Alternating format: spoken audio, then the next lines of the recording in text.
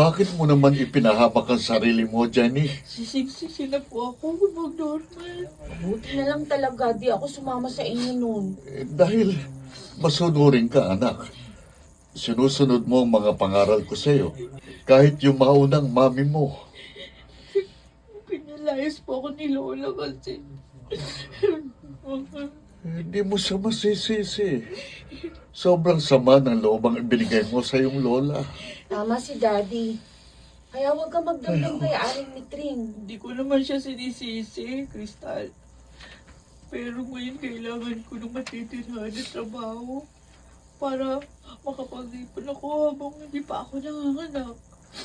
Pang normal, tulungan niyo naman po ako. Kahit nagawin niyo na lang akong katulong, may matuluyan lang at may maging trabaho po ako. Dad, Please. Sige, sige. Tutulungan kita. Salamat po. Maraming salamat po. Pero ihingi mo ng tawad sa Diyos ang pagkakamaling nagawa mo. At idalangin mo rin sa Kanya na mapatawad ka na ng iyong lola. Dad! Oh, Dumating na po pala kayo. Ay, mukhang pagod na pagod kayo ah. oh, Crystal, anak. Maraming ginawa sa opisina eh. Ah. Kumusta nga pala kayo rito ni Jenny? Ayun, nagluluto po siya ng hapunan. Ganon? Tapos na po siya maglinis ng bahay. Napansin ko nga, ang linis nitong bahay. Pero, paalalahanan mo rin siya na huwag masyadong magpapagod at baka makasama sa dinadala niya. Yes, Dad. Ginagawa ko po yun. Ah, siya nga Oh. pala. Oh. May mga itatapon po tayo sa basura na itinabi ni Jenny. Sabi niya, may paggagamitan daw po siya.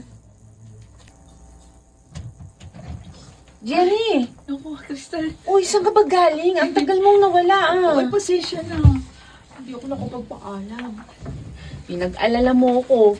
Ikaw ha, malapit ka ng mga anak kung saan-saan ka pa nagpupunta. Sorry na. Kinuha ko lang naman yung napanalunan ko doon sa contest. Ha? Kasi sumali ko doon sa pa-contest sa radyo. Oh. Yung mga balot niyo ng sabon at yung pinaglagyan ng toothpaste, tinabi ko yun. At alam mo ba? Nanalo ako ng 1,000,000! Talaga? Oo! Yung kalahati ng premyo ko bibigay ko sa inyo. Dahil galing sa inyo yung ginamit ko sa pagsali sa contest. Kakatuwa Hindi na naman. kailangan, Jenny. Ay, Mang Norman? Gamitin mo yan para sa pagbabagong buhay mo, ha? Masaya na kami na nakatulong kami. Oo nga. Mabuti na naman talaga. Salamat po. Pupuntahan ko rin po ang lola ko. Magbabaka sakali ako na mapatawad niya na ako. Lola, Mitri. Jelly, Lola, apo ko. salamat, bumalik ka na. Sorry po uli.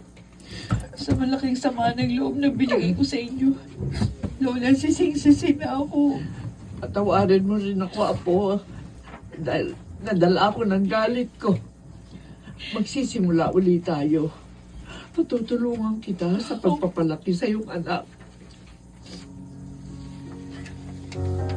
Oh, napasal ka, Jenny. Opo. Wala si Crystal eh, Ay. nasa trabaho. Ganun po ba? Oo. Hindi mo pala kasama ang baby mo. Inaalagaan po ni Lola. Ako, Ah. malikot na nga eh. Ay, may pasalubong nga pala ako sa inyo ni Crystal, Mang Norman. Teka, bala ka ba? Ano ba yan? Ay, MX3 capsule po. Oh, Iniinom po namin ito ni Lola. At naisip ko nga, bigyan din kayo ni Crystal. aba. Maganda po ito. Nakakapagpalakas ng immune system. Salamat ha. At hindi mo kami nakakalimutan. Kulang pa nga po ito eh. Sa malaki kong utang na loob sa inyo. Pero talaga, maraming salamat po sa pagkukup sa akin, Mang Norman. Siya ay nakikinig at nagpapatawad sa taong mataos na nagsisisi at nagbibigay ng biyaya upang ito'y makabangon. Sa kanyang panahon.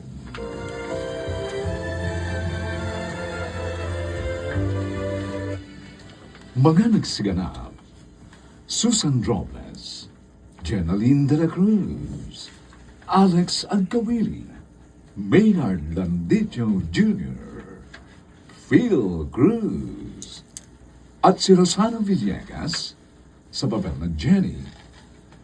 Special sound effects, Jerry Mutia. Technical supervision, Eric Lucero at Bong Muyar. Musical scoring, Buboy Sanog. Ito'y mula sa panulat ni Thelma Corporal Alcantara. At sa pinagsamang direksyon ng inyong lingkod, June Martin Legaspi at Robert Bobby Cruz. Sa kanyang panahon.